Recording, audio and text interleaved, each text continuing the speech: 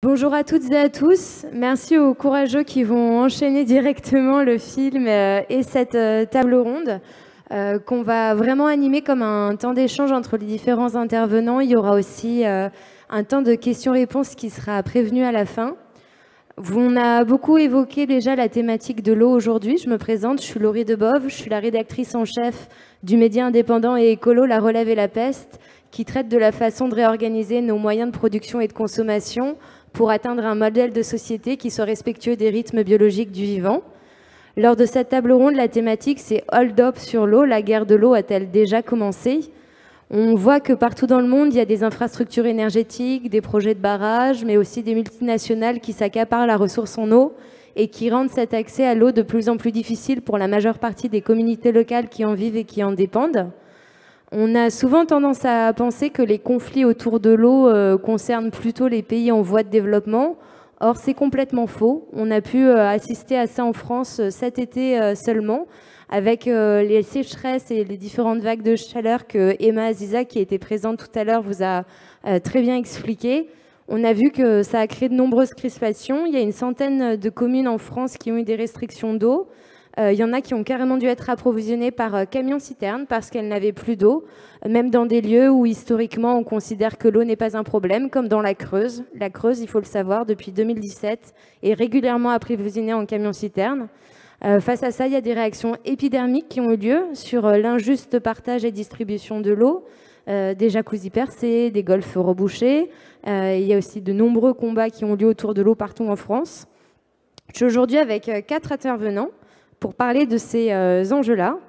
D'abord, Maxime de Rostelan, qui est parti pendant 1 an et demi à la rencontre des acteurs de l'eau à travers 35 pays et qui travaille aujourd'hui sur la préservation du cycle de l'eau à travers l'agroécologie notamment. Il nous en parlera. Merci Maxime d'être là.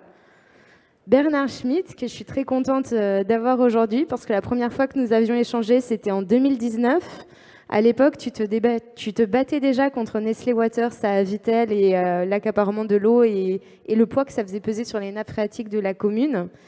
Tu es l'un des membres du collectif Eau88 et tu es aussi cofondateur du média L'eau qui mord. Et puis il y a aussi Franklin Frédéric.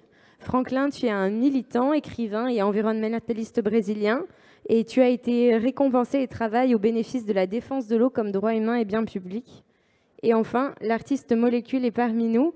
Tu es un musicien électronique français qui a travaillé sur les bruits de l'eau partout dans le monde pour composer tes œuvres. Et tu es aujourd'hui sur cette table ronde en tant que citoyen artiste avec un regard et une sensibilité sur cette ressource.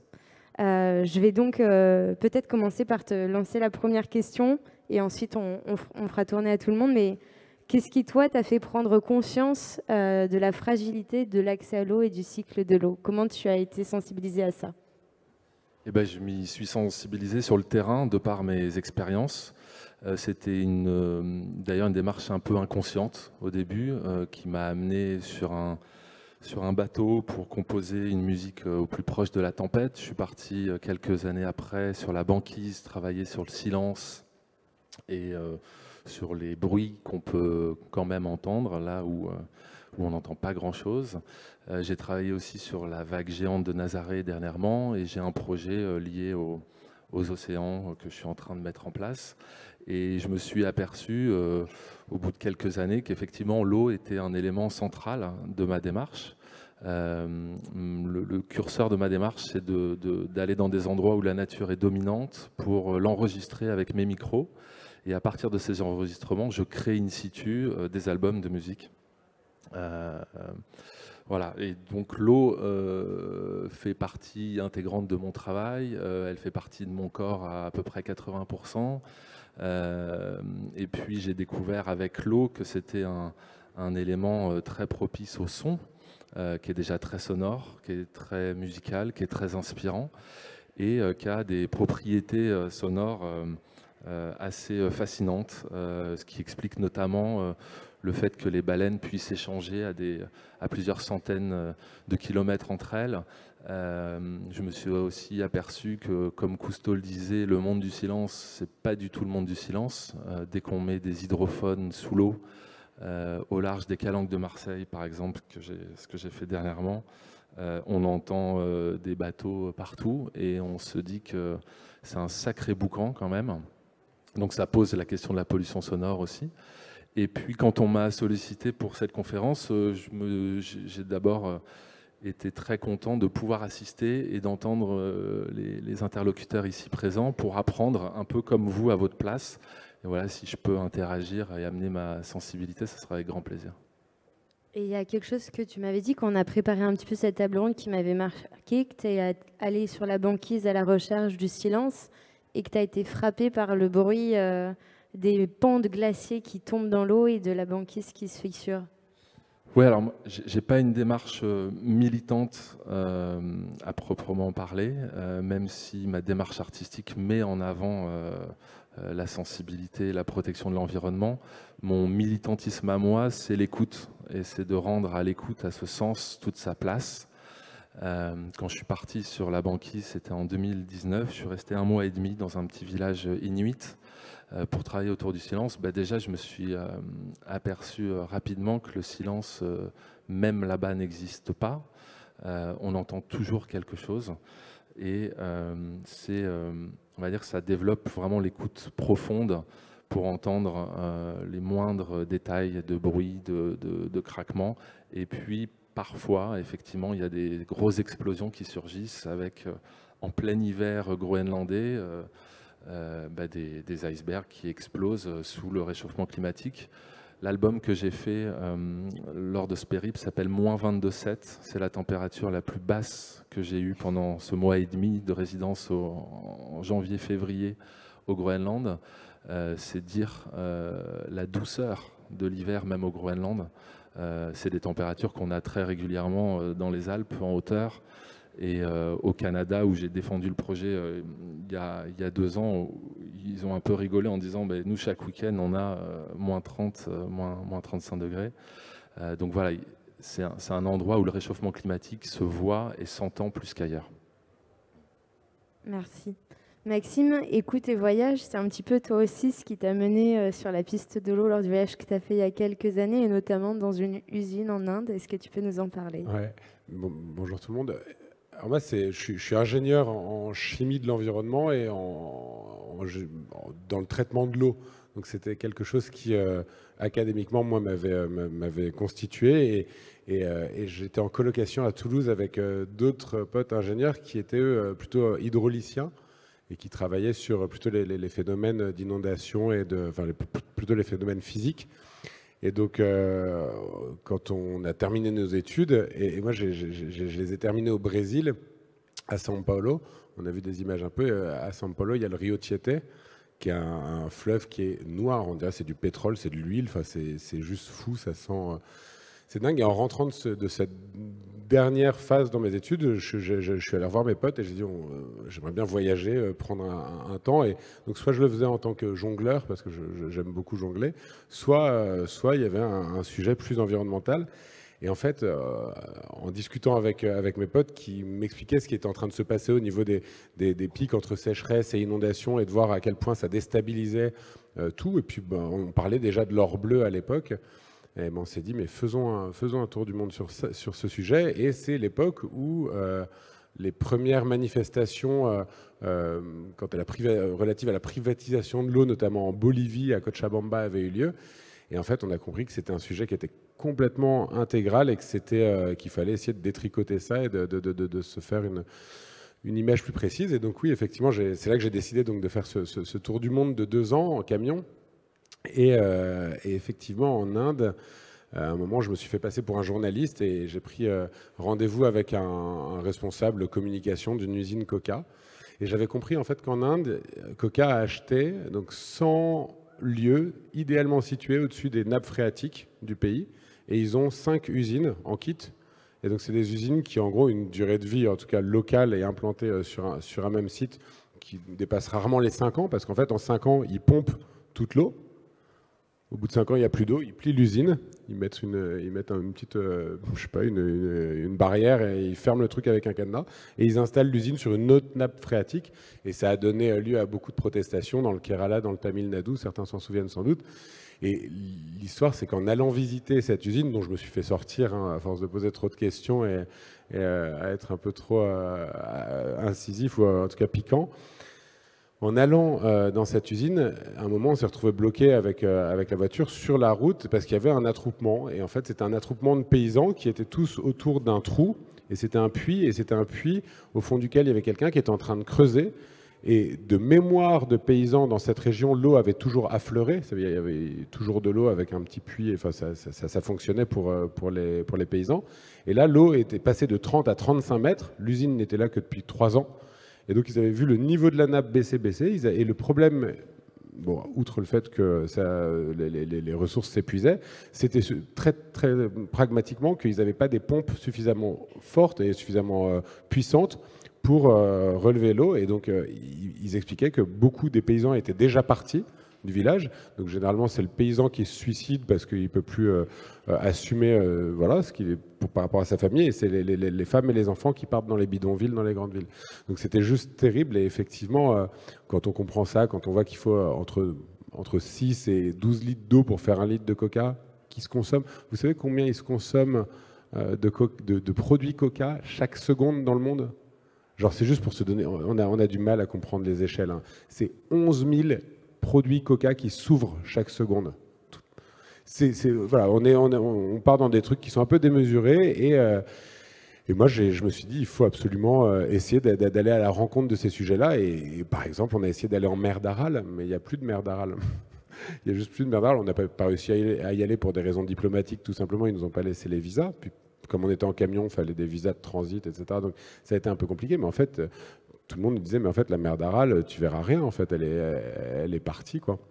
Et donc voilà, donc ça a été un vrai sujet et ça s'est terminé en Bolivie et au Brésil, donc ce tour du monde et où on a pu aller constater les dégâts qu'avait pu faire une gestion privée de l'eau dont le seul objectif n'est pas d'apporter de l'eau mais de gagner, enfin de faire des profits.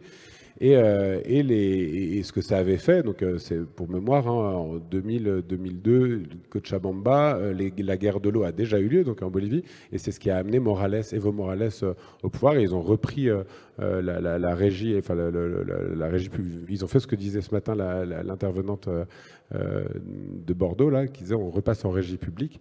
Et je pense que c'est important effectivement de comprendre que c'est un bien commun et c'est sans doute le plus important des biens communs, quoi.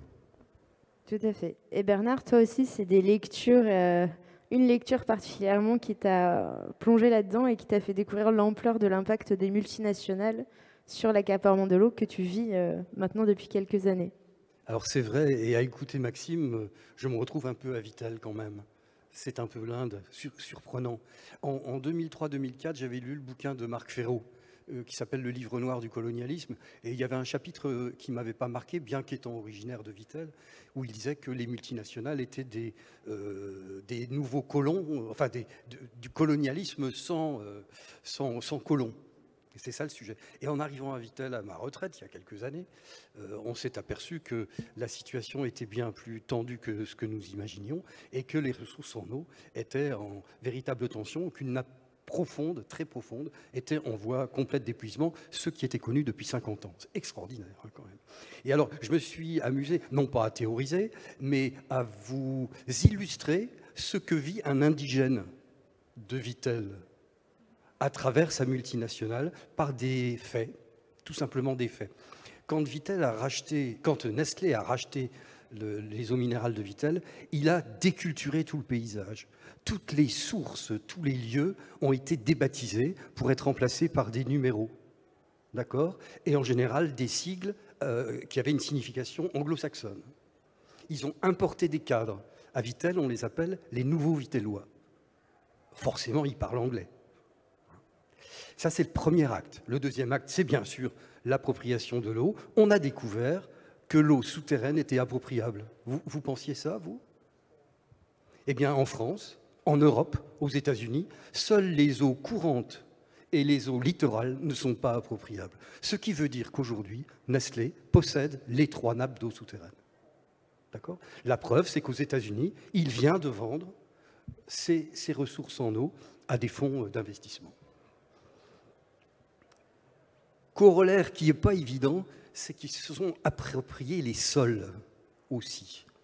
Ils ont acheté plus de 70% du foncier agricole pour protéger l'eau, en passant des contrats avec les métayers qu'ils positionnent sur leurs terres, hein, et avec un respect du cahier des charges qui n'est pas très choquant, pas d'utilisation de glyphosate, etc. Ce qui leur donne une image verte, propre, mais c'est pour de l'eau qui est pompée, qui est exportée, qui ne sert pas à la population.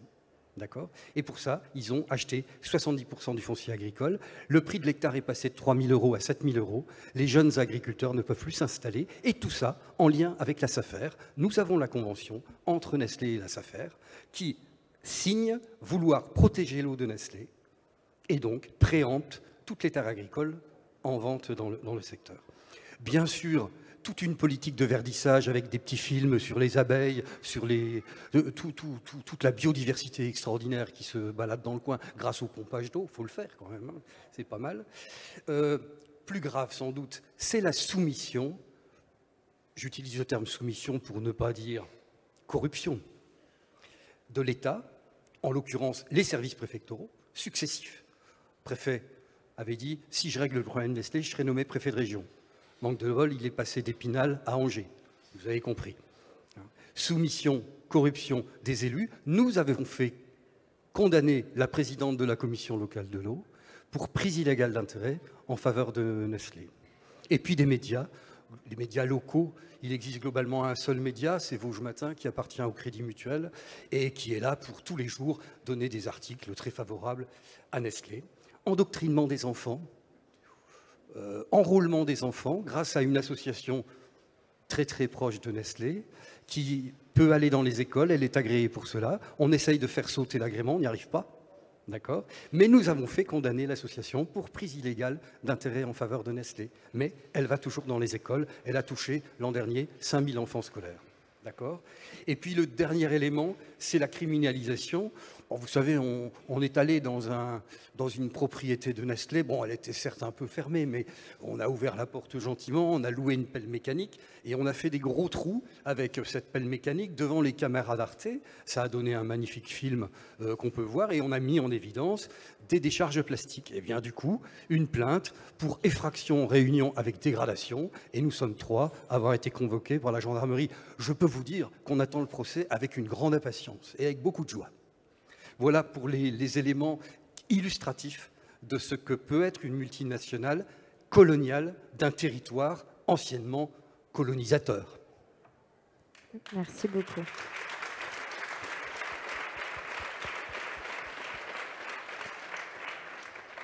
Et Franklin, le colonialisme, tu connais bien puisque tout nous vient à l'origine du Brésil. Est-ce que tu peux nous parler un petit peu de ton parcours et des différentes luttes pour l'accès à l'eau que tu accompagnes et as accompagnées ? Oui, bonjour. Je m'excuse d'abord, je suis brésilien, le français n'est pas ma langue maternelle, mais j'espère que vous irez me comprendre.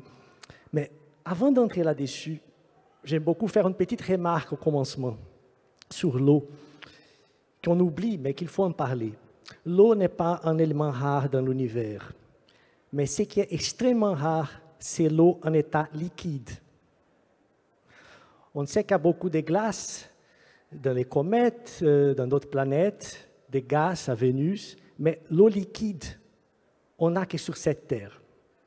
Si vous pensez aux paramètres des températures nécessaires pour avoir l'eau liquide, c'est à peu près 98 degrés dans le spectre de température de l'univers, c'est trop petit. Il faut qu'une planète soit positionnée dans beaucoup de précision par rapport à un soleil, à une étoile, qui permet cette cadre de température pour que l'eau soit liquide. Et l'eau liquide, c'est la base de toute la vie. J'aimerais faire un pont avec ce que vous avez dit de la musique. Je ne sais pas si vous connaissez, mais il y a un chercheur français qui m'a beaucoup influencé, qui s'appelle Tomatis, qui a fait des recherches sur notre écoute qui sont très intéressantes. parce qu'au milieu intra-utérin, notre oreille était d'abord adaptée à écouter dans les milieux liquides. Et après qu'on est né, il y a un changement dans notre oreille. Il s'adapte à l'écoute aérienne. Mais d'abord, notre écoute est adaptée au milieu liquide. Ça m'a toujours fasciné, cet aspect mystérieux de l'eau. Elle n'est pas tellement commune comme on pense. C'est les sels liquides sur la Terre qui, quand on les gèle, quand elle est sous-gelée, elle augmente de volume. Tous les autres, ça diminue. Et ça a une conséquence pour la vie de la planète très spéciale. La glace flotte. Si la glace ne flottait pas, toutes les mers seraient sous-gelées, parce qu'à chaque fois que ça glace, on n'a pas pu vivre. Donc, l'eau, c'est quelque chose qu'il faut toujours se souvenir, c'est quelque chose de très, très spécial. Mon parcours au Brésil, pour parler encore une fois de nouveau colonialisme, c'est vrai, on l'a vécu au Brésil. Il y a un petit village pas loin de Rio qui s'appelle São Lourenço, que c'est une espèce de merveille de la nature. Il y a un petit parc qu'on appelle un parc d'eau avec 12 sources d'eau minérale de qualités différentes. C'est-à-dire, ici, il y a une source riche en fer avec un goût très, très propre. On marche 20 mètres et il y a une autre source riche en magnésium avec un goût complètement différent. C'est vraiment une merveille de la nature. C'est connu au Brésil, les gens y allaient pour boire, pour se baigner dans cette qualité différente de l'eau. Et Nestlé l'a acheté à la fin des années 90. Il a commencé à produire une eau, ce n'est pas une eau minérale, c'est une eau de table qui s'appelle Pure Life. Et Pure Life, dans les marchés d'eau en bouteille, c'était une chose nouvelle. Elle a été lancée au Pakistan d'abord et après au Brésil. Elle porte un message. Le message, c'est le suivant. On présuppose que des pays plutôt pauvres comme le Brésil ou le Pakistan n'ont pas la condition de donner une eau potable de bonne qualité aux citoyens. Donc, Nestlé produit l'eau Pure Life, qui est vendue partout à un prix moins cher qu'une eau minérale. Théoriquement, pour les pauvres. C'est clair que les pauvres ne peuvent pas s'acheter une eau en bouteille. Mais, d'une certaine façon, l'industrie de l'eau en bouteille, et c'est ça qui est grave, elle est une espèce d'avant-garde de la privatisation des compagnies publiques d'eau. D'abord, on fait que les gens s'habituent à acheter de l'eau. Cela diminue les coûts d'assainissement, donc les compagnies d'eau publics ne sont pas tellement obligés de vous donner une eau de bonne qualité. Il faut simplement donner une eau qu'on peut se laver, mais pas boire. C'est ça le but. Donc, elle aide à dévaloriser les compagnies publiques d'eau et après, on peut les vendre. Donc, Nestlé a lancé le Pure Life au Brésil. Elle a installé une usine de production de Pure Life dans ce parc d'eau au Brésil. C'est une région protégée par l'État, mais Nestlé a quand même commencé à produire cette eau là-dedans. Et les habitants de São Lourenço, ils ont remarqué que toutes les autres sources ont commencé à changer les goûts. C'est clair. Pourquoi? Parce qu'au niveau souterrain, l'eau est mélangée. Une eau minérale, elle a besoin de rester sur la terre des centaines, voire des milliers d'années pour lentement s'enrichir de ces minéraux. Si on commence à la pomper trop vite, de très grandes quantités, elle passera trop vite sur ces différents réseaux de pierres d'où elle prend les minéraux. Donc, ça va changer. Et les habitants de São Lourenço, innocemment, avec même une certaine naïveté, ont demandé à la mairie d'avoir un dialogue avec Nestlé pour savoir ce qui s'est passé avec les parcs. Et la première séance, je n'étais pas là, mais on a fait un film au Brésil, donc j'ai pu le voir. Nestlé a été d'une arrogance telle que les habitants n'ont pas eu un autre choix que d'aller au niveau légal. Et on a quelque chose au Brésil, c'est une institution très unique, c'est le ministère public. Je pense que vous avez un ministère public en France aussi. Mais au Brésil, c'est un pouvoir très spécial, créé pour défendre les citoyens même contre l'État. C'est-à-dire, chaque ville brésilienne qui a à peu près plus de 35 000 habitants, elle a un avocat, un procureur du ministère public, et chaque habitant peut y aller avec une plainte, soit contre le gouvernement, soit contre une compagnie privée, par rapport à un tas de choses. Et si le procureur juge que cette plainte a une raison, on va ouvrir une investigation. Et une investigation du ministère public, c'est quelque chose de très, très sérieux. Donc, et ça ne coûte rien. Donc, à São Lourenço, les citoyens ont pu faire un procès contre Nestlé. Ils ont gagné au premier niveau. Donc, Nestlé a fait un appel pour notre échelle plus haute. Et là, ils ont rouvert la fabrique de Pure Life. C'est à ce moment-là que je suis engagé avec les citoyens et on a décidé d'amener notre campagne en Suisse. Donc, je suis allé en Suisse. On a commencé une campagne là. Par chance, je suis allé en Suisse. Je connaissais un professeur à l'université, mais je ne savais vraiment pas quoi faire. Mais par coïncidence, Nestlé a essayé de faire en Suisse ce qu'ils ont fait au Brésil, c'est-à-dire dans une petite ville en Suisse qui est très riche en eau, Nestlé, qui s'appelle Bévet, dans les cantons de Neuchâtel, Nestlé a essayé de s'accaparer de l'eau pour la vendre. Et les groupes attaques en Suisse, surtout des jeunes activistes, au commencement des années 2005-2004, se sont mobilisés contre Nestlé. Ils ont arrêté Nestlé en Suisse. C'est à ce moment-là que je suis arrivé et Attaque a immédiatement pris les cas du Brésil et on a fait une campagne très forte en Suisse. La télévision de la Suisse est allée au Brésil, a fait un film et à la fin, grâce au soutien de l'opinion publique en Suisse, on a pu arrêter, c'est-à-dire Nestlé a arrêté les pompages d'eau au parc de São Lourenço, ils l'ont déménagé dans une autre ville. Ça, c'est simplement pour dire qu'un instrument qu'on a dans la lutte contre les multinationales, c'est atteindre son image, parce que l'image, ça coûte cher. Mais je vous pose la question. Nous sommes en France, un pays avec des traditions démocratiques, avec des institutions solides, et les citoyens français à Vittel ont une peine énorme à se battre contre Nestlé. Qu'est-ce que vous croyez que se passe dans des pays avec des institutions démocratiques énormément fragiles, plus fragiles qu'ici? Dans le Brésil, avec notre gouvernement de Bolsonaro, maintenant, c'est impossible. C'est là que se passe le vrai colonialisme. Et on en parlera plus tard, je pense, de la complicité des États. Mais pour le moment, simplement de dire que la leçon du Brésil, il est possible de lutter contre les multinationales si nous sommes ensemble, si on fait un réseau international, oui.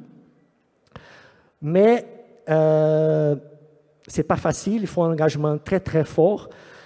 Il faut toujours se souvenir que l'eau est simplement l'aspect le plus grave de l'accaparement général des services publics et des biens communs sur le néolibéralisme. C'est une question politique. Avant d'être une question écologique ou sociale, c'est une question vraiment politique. Il faut en parler comme ça. Alors justement...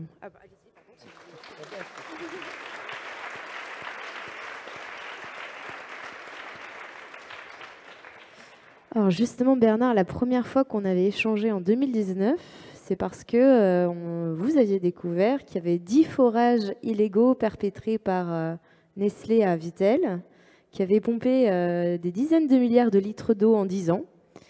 Et là, tout récemment, devait avoir lieu une décision préfectorale sur ce qu'il va advenir ou pas de ces forages. Est-ce que tu peux nous en parler?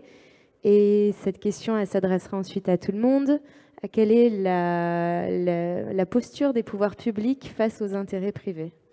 Oui, alors c'est vrai qu'on avait identifié, à partir d'une note de la préfecture, donc, que 10 forages étaient illégaux, au sens qu'il faut une double autorisation pour prélever l'eau au titre du Code de l'environnement et une autre pour la distribuer aujourd'hui au titre du Code de santé publique, c'est-à-dire de l'ARS. Et on s'est aperçu que 10 forages avaient une autorisation de l'ARS, mais pas du Code de l'environnement. D'accord ? Ce qui n'était peut-être pas un hasard d'ailleurs. Donc bien sûr, on a beaucoup milité, etc. Et est sorti en début d'année un dossier présenté par Nestlé qui globalement est une opération de blanchiment des forages illégaux. D'accord, complètement accepté par la préfecture. Et hier, justement, puisque tu poses la question, il y avait ce qui s'appelle un coderst, peu importe, qui donne un avis au préfet. Et nous avons été les seuls dans cette instance à demander que le dossier ne soit pas validé. Bien sûr, nous avons été complètement isolés. Le coderst a voté favorablement à cette opération de blanchiment et le préfet va prendre une décision dans les jours qui viennent, ce qui va permettre, malgré les dires de la préfecture, à Nestlé, s'il le souhaite, d'augmenter ses prélèvements de l'ordre de 700 000 m3 par an. Voilà les relations qu'on peut avoir avec l'État, hein, c'est-à-dire qu'on a un État mobilisé de façon permanente pour aider le minéralier, au nom de l'emploi, et pourtant le minéralier supprime des emplois année après année. En 1975, il y avait 4500 emplois à Vittel contre Exéville. Quand on est arrivé avec mon épouse, qui a son appareil photo en main, quand on est arrivé à Vittel en 2015, il en restait 1100. Aujourd'hui, on est passé sous la barre des 700. Et selon un dirigeant de Nestlé, il nous a dit notre cible, c'est 250, 300 maximum. D'accord ? Donc, on a de l'emploi, en réalité, on fait n'importe quoi, ce n'est pas n'importe quoi. On favorise les intérêts de la multinationale, et ce, au plus haut niveau de l'État. Je rappellerai pour ceux qui voudraient qu'on a un ancien ministre de l'économie qui a fait une grande carrière politique et qui est un produit issu de chez Nestlé et qui, en 2016, en tant que ministre de l'économie, a imposé la chloration de toutes les eaux publiques, ce qui fait qu'on n'a plus aucune eau publique qui ne sent pas le chlore, alors que ce n'est pas forcément nécessaire partout. Vous voyez bien le jeu qu'il y a entre les politiques et les puissances des minéraliers.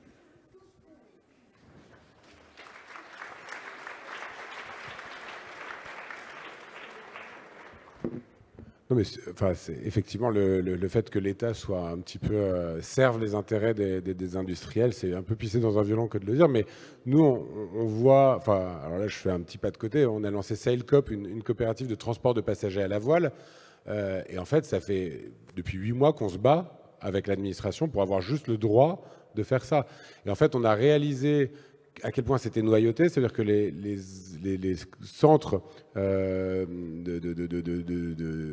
la CRS, donc la Commission régionale de sécurité, qui est censée donner des avis et émettre des avis pour que la direction des affaires maritimes délivre ou non des permis et autorise ou non des bateaux à emporter des passagers ou que sais-je.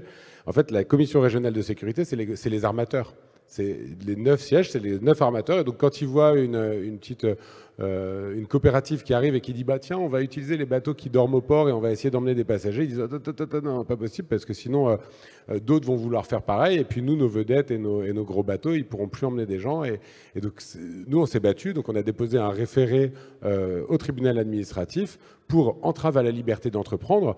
Et il y avait plein de corollaires, hein. Il y avait plein de d'annexes qui disaient, en fait, c'est aussi problème climatique, entrave à la transition, etc. Et on a remporté ce référé. Donc parfois, on a quand même des alliés au sein des tous pourris. Pas complètement tous, il y en a qui sont là et qui heureusement aident. Et d'ailleurs, on a vu aux dernières législatives beaucoup de personnes arrivées dans l'hémicycle qui n'avaient jamais foulé le pied de l'Assemblée et qui se retrouvent aujourd'hui parce qu'ils sont militants et engagés en tant que politiques. Donc il faut quand même reconnaître qu'on a des alliés, et quand on sait les trouver et qu'on sait engager un vrai rapport de force comme ça a été le cas en Bolivie. Et je voudrais revenir à la question et au thème de la table ronde, parce qu'il y a deux parties dans le titre. C'est hold up sur l'or bleu, la guerre de l'eau aura-t-elle lieu? Donc, moi, ce qui m'intéresse, c'est de savoir à quel moment jusqu'à quand on va éviter d'entrer dans la violence. De toute manière, c'est un gros serpent de mer, hein. Les écologistes que nous sommes, et qui, en tout cas, moi, je suis clairement du côté non violent, on voit de plus en plus de gens excédés, dépités, basculer, passer de l'autre côté de la crête et dire, en fait, sans violence, il n'y aura pas de sujet. Là, le film de Cyril montrait des actions de désobéissance civile, de sabotage. D'aucuns pensent que c'est ça qui est violent. Et effectivement, il expliquait, il disait, non, mais en fait, ça permet d'éviter beaucoup plus de violence de l'autre côté du monde. Moi, ma vraie crainte, c'est qu'on n'arrive pas à être suffisamment fort pour éviter la violence et qu'on continue à voir. Alors, il y a des militants et des amis de longue date ici, et on voit certains de nos proches qui disent bon, bah, c'est fichu, donc passons dans la violence. Et pour moi, la guerre, c'est terrible, évidemment. Donc, comment est-ce qu'on fait pour éviter ça? Et quand on voit la connivence qu'il y a entre l'industrie, entre les politiques, et surtout, c'est toujours l'environnement qui trinque, c'est toujours les populations locales qui trinquent. Pas de l'eau, hein, mais comment est-ce qu'on va réussir à éviter ça? Moi, c'est une vraie question. Et en fait, on avait monté avec pas mal de jeunes la bascule pour essayer d'enclencher le monde d'après, mais sans passer par la case violence. On en a perdu pas mal, hein, qui sont partis côté violent. Alors, moi, et juste pour tirer un petit peu ce fil, parce que ça fait quelques années que j'ai réfléchi, il y a une violence même entre les écolos eux-mêmes, hein, c'est des espèces de guerres intestines où certains disent « Ouais, mais en fait, toi, ce que tu fais, ça sert à rien parce que tu parles avec des gens, tu parles avec l'ennemi, en fait, il faut même pas leur parler, il faut les tuer. » ou voilà. Je veux bien, enfin, j'entends, je suis pas du tout d'accord. Je pense qu'il faut essayer toutes les stratégies tant qu'elles tuent pas des gens. Mais il y a un moment où ceux qui sont du côté de la violence, qu'ils essayent qu'ils mettent en œuvre un petit peu leur stratégie, qu'on voit ce que ça donne, parce que ça fait longtemps qu'on n'entend plus parler de Anonymous. Ah si, récemment j'ai vu un truc, enfin un hack intéressant sur Internet. C'est quelqu'un le fils de Bolsonaro gère toutes les parties réseaux sociaux et informatique numérique de Bolsonaro, et il n'a pas renouvelé son abonnement, donc quelqu'un a racheté le truc jairbolsonaro.com, et donc il a fait un site où il montre à quel point Bolsonaro est terrible. Donc tout ce que je veux dire, c'est à quel moment, si jamais on veut clairement régler les problèmes systémiques qui sont les nôtres, à quel moment ceux qui prônent la violence nous montrent comment ils agissent, parce qu'il va falloir à un moment confronter cette idée de guerre de l'eau, cette idée à la réalité. Et moi j'attends Anonymous, j'attends que des gens hackent le 20h de TF1 pour passer le film de Cyril à la place. Enfin, il faut qu'il y ait des choses qui se passent. Et voilà, moi je pose plus des questions que je réponds là, mais en tout cas c'est des questions qu'on se pose depuis longtemps et auxquelles il va falloir réussir à répondre en bonne intelligence, sans se tromper d'ennemi, quoi. Voilà.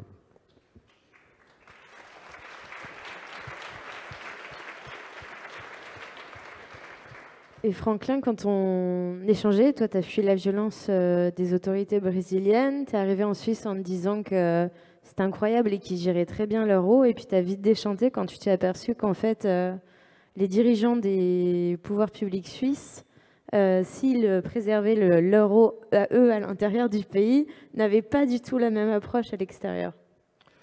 Oui, c'est là qu'on voit les vrais colonialismes. En Suisse d'abord, j'étais très souvent en Suisse dans les années 2001 jusqu'à 2006, mais je n'habitais pas en Suisse encore.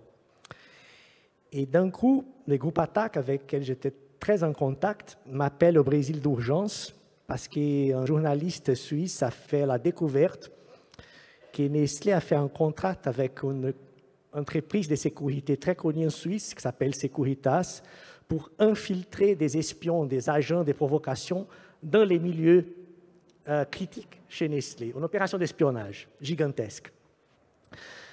Et on m'a appelé pour être témoin dans les procès qu'Attaque a ouverts contre Nestlé et contre Securitas. C'est une affaire qui a été à la télé, ça. On a beaucoup parlé en Suisse. Donc, j'arrive en Suisse pour être témoin dans les procès et on me donne les copies des rapports que la première espionne, il y en a plusieurs, mais la première, qui c'était une jeune fille infiltrée chez Attaque, a écrit pour Nestlé. Et je vois que mon nom est de la page D jusqu'à la fin, avec mon adresse et tout. C'est là que j'ai eu peur parce que j'habitais au Brésil. Rien se passerait avec des citoyens suisses dans une telle situation. Mais au Brésil, ça serait différent. Donc, très naïvement aussi, j'étais en contact avec plusieurs organisations NGO en Suisse liées aux églises aussi. Je les ai demandé de prendre une position par rapport à moi, pour aider à me défendre. Et à ma surprise, aucune l'a fait. Aucune. Ça m'a fait beaucoup penser et chercher C'est un cas très, très unique en Suisse. Dans le gouvernement de la Suisse, il y a un organisme qui s'appelle la DDC, la Direction pour le développement et la coopération. C'est les bras du gouvernement suisse qui fait l'aide au développement, qui finance des projets de l'aide au développement dans les pays du Sud. Plusieurs NGO suisses, surtout celles liées aux églises, font des projets à l'extérieur. Elles sont les NGO les plus forts en Suisse. Mais elles sont tous financées par les gouvernements suisses, en grande partie. Mais le gouvernement suisse, et la DDC surtout, est un partenaire de Nestlé. Donc, par là, il y a une sorte de blindage. Personne critique Nestlé, même la soi-disant gauche en Suisse. C'est le silence. Et depuis 2018, s'est passé une chose très, très grave. Le vice-directeur de Nestlé, nommé en 2018, s'appelle Christian Frutiger. Avant, il a été pour 13 ans le directeur des affaires globales de Nestlé. C'est-à-dire, tous les problèmes qu'on a eu avec Nestlé au Brésil, à Vittel, aux États-Unis, au Canada, dans plusieurs pays, ont eu lieu pendant que M. Frutiger était le directeur des affaires globales. Sa tâche était de dire qu'il n'avait pas de problème. Et maintenant, comme vice-directeur de la DDC, il est responsable du programme eau pour toute la planète et changement climatique, avec des millions de francs suisses derrière. Au Brésil, les autorités ont été toujours connivantes, comme à Vittel, avec Nestlé, mais encore pire, je pense, c'est la question en Europe. Parce que les grandes entreprises embouteilleuses d'eau, Nestlé, d'abord, c'est le premier lieu par loin. Le deuxième, c'est Danone, après vient Coca-Cola et Pepsi-Cola. Mais donc, on a deux Européennes, Danone et Nestlé. C'est ici. Et comme Bernard l'a dit, c'est les branches de colonialisme. Mais maintenant aussi en Europe. Est-ce que vous avez rendu compte, nous sommes encore en train de vivre une sécheresse énorme en Europe. On parle dans plusieurs endroits qu'on ne peut pas arroser les jardins et tout ça. Mais les compagnies, l'industrie d'eau en bouteille, elle continue à pomper. Maintenant. Elle a ses droits. Et cette eau, en réalité, l'eau souterraine devait être gardée pour les générations futures. C'est l'assurance du futur.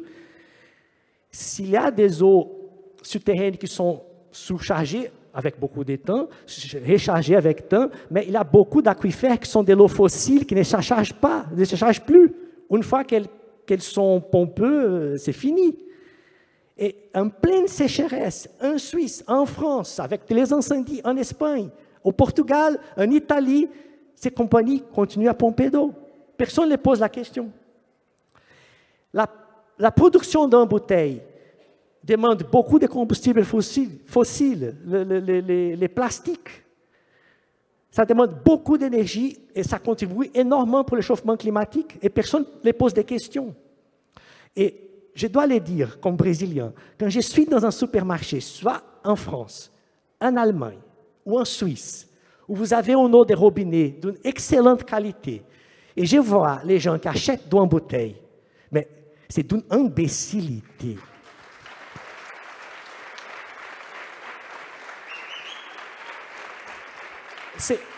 Notre rêve au Brésil, c'est avoir l'eau que vous avez ici au robinet, que vous pouvez ouvrir ces robinets n'importe où en France, au Brésil, en Suisse, en Allemagne, et vous avez de l'eau. Et la Suisse, c'est pervers, parce que la Suisse a peut-être un des meilleurs systèmes publics d'eau au monde, mais par son aide au développement, elle soutient la privatisation de l'eau. Elle travaille pour Nestlé. Elle aide Nestlé à ouvrir les portes des pays du Sud. Et cette discussion ne peut pas avoir lieu en Suisse. On a besoin de votre aide. Depuis la France, on peut, mais en Suisse, c'est fermé, c'est bloqué. Impossible, impossible. Parce qu'en Suisse, on tue les discussions politiques avant qu'elles deviennent politiques. On la tue par politesse. Il y a certaines choses qu'on ne dit pas. Un scientifique m'a dit un jour qu'on ne comprendrait jamais la problématique de l'eau et les problématiques liées à la sécheresse tant qu'on aura de l'eau qui coule au robinet dans nos pays occidentaux. Finalement, quels vont être les moyens de sensibiliser les populations des pays riches? Là, je me tourne vers toi, Molécule, sur en fait, finalement, l'importance de préserver l'eau. Toi, tu as plutôt une démarche artistique et ça t'a relié d'ailleurs, c'est ta recherche de musique qui t'a relié à ton environnement. Est-ce que tu peux nous en parler?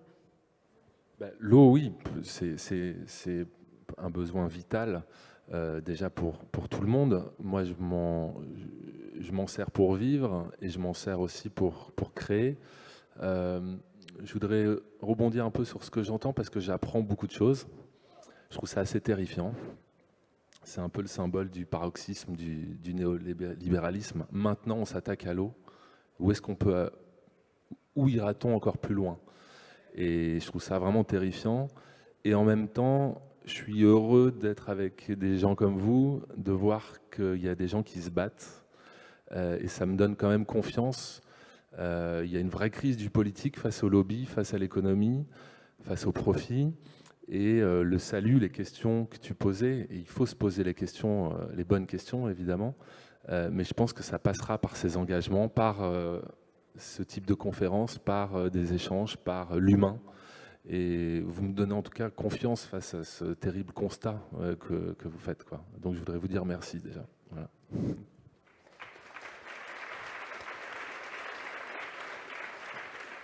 Et justement, Franklin et Bernard, vous vous connaissez même bien, parce que Molécule vient de parler de l'humain et vous vous êtes rendus ensemble en Ontario pour fédérer un peu les luttes autour de l'eau. Est-ce que tu peux nous en parler, Bernard?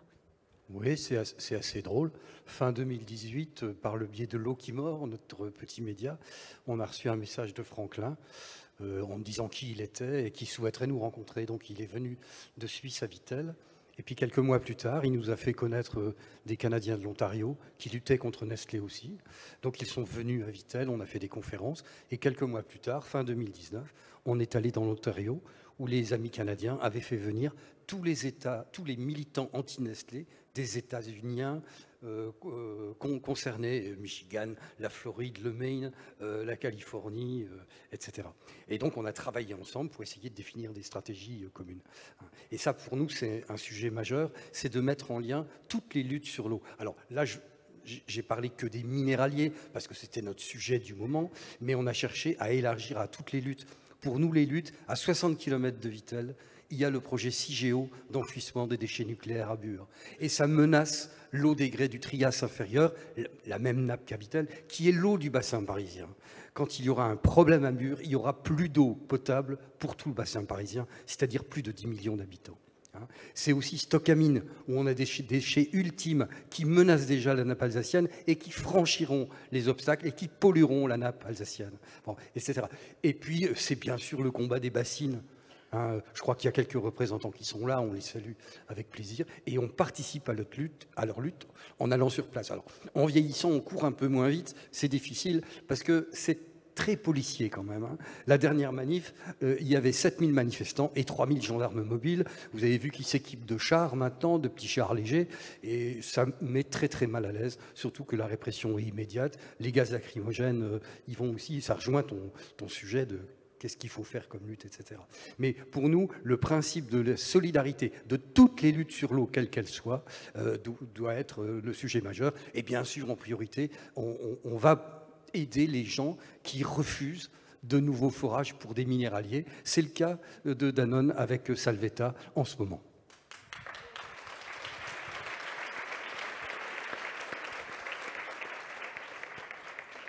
En 2022, on a dépassé 2 limites planétaires, dont celle sur le cycle de l'eau verte. L'eau verte, c'est celle qui est indispensable à l'agriculture et qui fait partie du cycle de l'eau contenu dans les sols. Donc là, quand on parle de l'épuisement des nappes phréatiques par le profit de quelques industriels, on est en plein dans le cœur du sujet.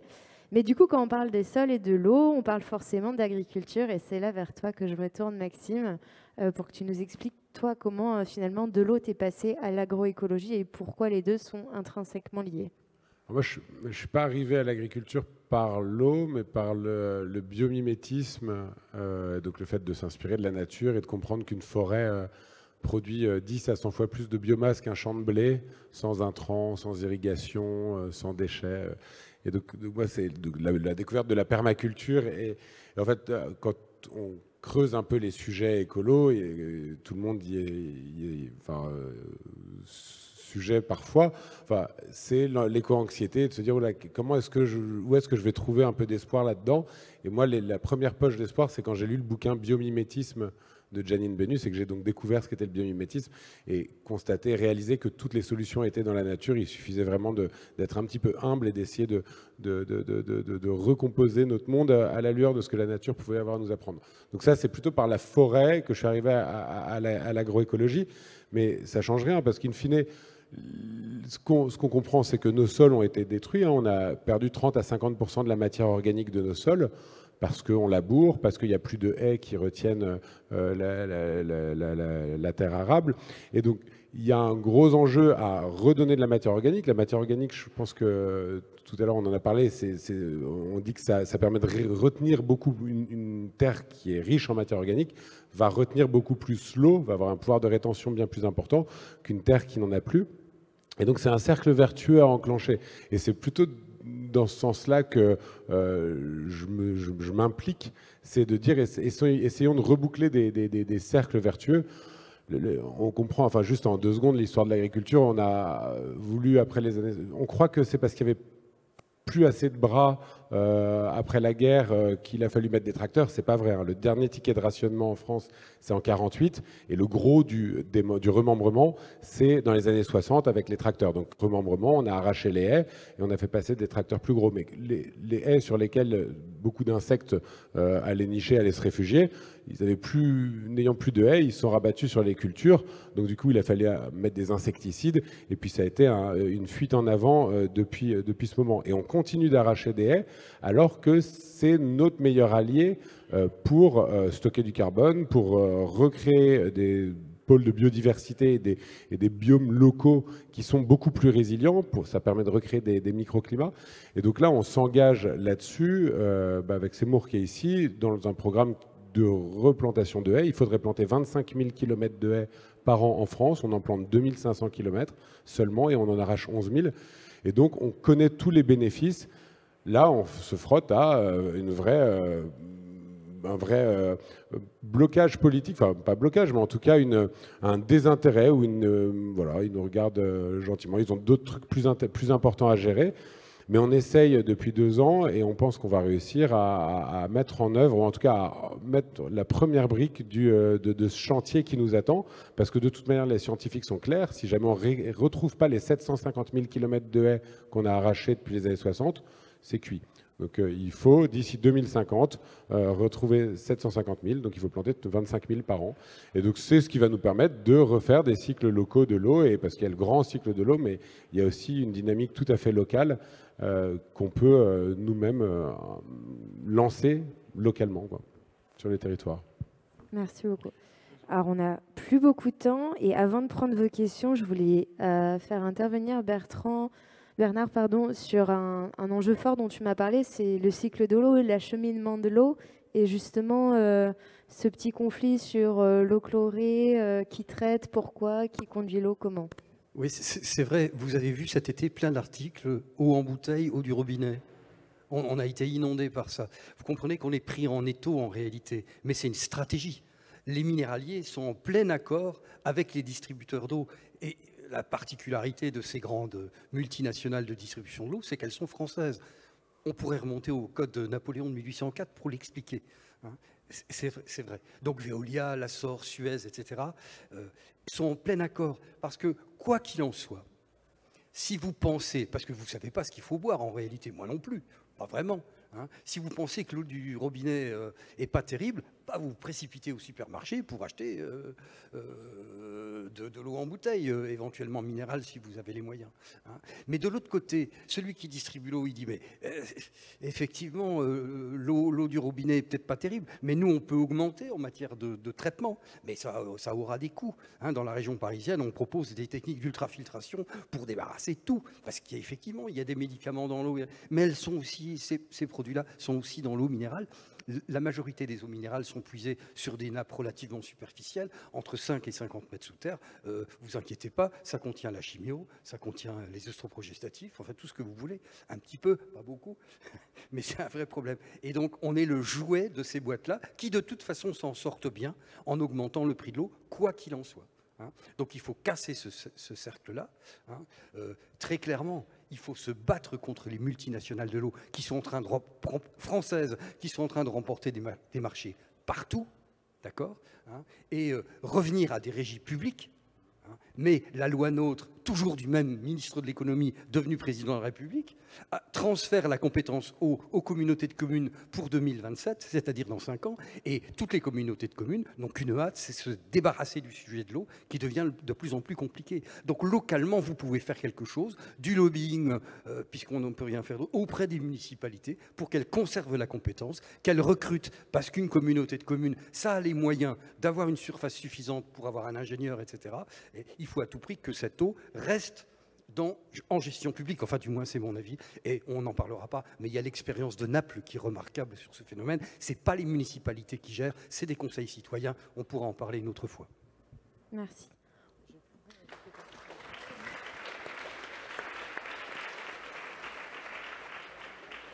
J'aimerais ajouter à ce que Bernard a dit quelques informations. Il n'a pas dit que en France, c'est né les partenariats publics-privés. C'est la façon plus moderne de privatiser. Donc, les grandes compagnies qui privatisent les compagnies publiques d'eau au monde, comme Veolia et Suez, sont nées ici. Mais aussi, et là, Vittel est très, très symbolique, c'est en France qu'est né l'embouteillage d'eau en plastique. C'est qui a permis la mondialisation du commerce d'eau en bouteille. Les premiers endroits au monde où on a embouteillé d'eau en plastique, c'était à Vittel. C'est symbolique. Donc, mais vous avez la chance de finir avec ça ici aussi. Il y a un mouvement très fort en France de remunicipalisation des compagnies publiques d'eau déjà en marche. Mais j'aimerais vous faire un appel, que vous sortez de cet événement avec une proposition très concrète que je ne sais pas pourquoi on ne fait pas. Au moins en France, vous avez un tas d'organisations ici qui peuvent organiser et soutenir ça. Face à la sécheresse, au changement climatique qui est là, et face à ce que votre propre gouvernement dit qu'il est sérieux par rapport au changement climatique, que donc on arrête la production d'embouteilles en France. Vous pouvez les lancer depuis ici. Vous pouvez finir cette histoire ici. Parce que si on fait ça en France, on peut le faire en Allemagne, on peut le faire en Suisse, dans toute l'Europe occidentale. Et ça va retirer la légitimité dans une industrie d'embouteilles, qui sont énormément bien organisées. Allez sur Google, cliquez World Water Resources Group. C'est une organisation qui ressemble tous les plus grands embouteilleurs d'eau, Coca-Cola, Nestlé, Danone et Pepsi. Ils se sont rassemblés ensemble, les présidents et aussi les CEO de Nestlé. Leur but, c'est de s'accaparer de toute l'eau au monde et de privatiser tout ce qu'ils veulent. Ils sont au Brésil, ils sont en Afrique. C'est une machine très, très puissante. Et comme Bernard a dit, on s'est rencontrés au Canada avec les gens des États-Unis, des Canadiens, des Français. Ce sont les pays du Nord. Parce que, imaginez-vous, pour les pays du Sud, pour arriver ici, c'est énormément compliqué. Donc, chaque voix qui s'élève en Europe s'élève aussi pour les autres qui n'ont pas la condition d'être ici. Donc, si on arrête la production d'eau en bouteille ici, ça a un écho dans toute la planète. Et au lieu de soutenir l'eau en bouteille, qu'on demande aux pays riches de soutenir les compagnies publiques d'eau dans nos pays, comme les vôtres. Et pour finir avec une très, très petite histoire, pour parler de l'urgence. Il y a une ancienne légende juive qui dit qu'à l'enfer, il y a eu une compétition qu'on a demandé à toutes les sortes de démons quoi faire pour créer des guerres, des problèmes pour les hommes. Et chaque des petits démons aux grands démons est venu avec une idée des guerres, des famines. Et un petit démon très oublié, sans aucune importance, a suggéré quelque chose qui a gagné. Non, ce qu'il a suggéré, c'est d'aller à l'oreille de chaque être humain et dire « Ne soyez pas pressés ». Merci beaucoup. Bon, je suis absolument navrée parce qu'on n'a plus qu'une minute et qu'on a vraiment un impératif majeur de planning à respecter par respect pour les personnes après nous. Donc, je vais donner peut-être la parole une dernière fois, Romain, si tu veux rebondir et ajouter quelque chose. Ensuite, je vais conclure cette table ronde, mais vous pourrez bien sûr échanger avec les intervenants dès qu'on sera sorti de cette estrade. Moi, j'ai envie d'être pressé. Voilà, peut-être ma réponse. Et d'échanger, d'avancer, de faire à mon petit niveau et avec les gens que je rencontre tous les week-ends, à propager ces idées et ces messages. Et je pense qu'on y arrivera. Je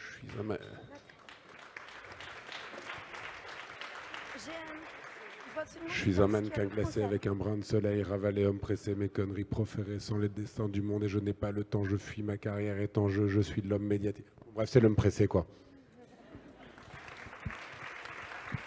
Merci beaucoup à tous les quatre pour vos témoignages éclairants et inspirants. Merci à toutes et à tous d'être restés là tout le long de la table ronde.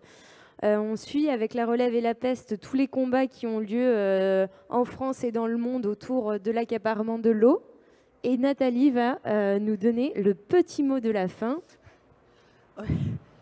Essoufflée, pardon, je viens de courir. Juste un petit mot pour vous remercier vous remercier, vous, pour cette table ronde, encore une fois, très dense et riche, comme celle qu'on a connue tout au long de la journée. C'est la première journée de cette 8e édition. Elle va se poursuivre à présent avec des concerts, et vous êtes tous collectivement ce soir conviés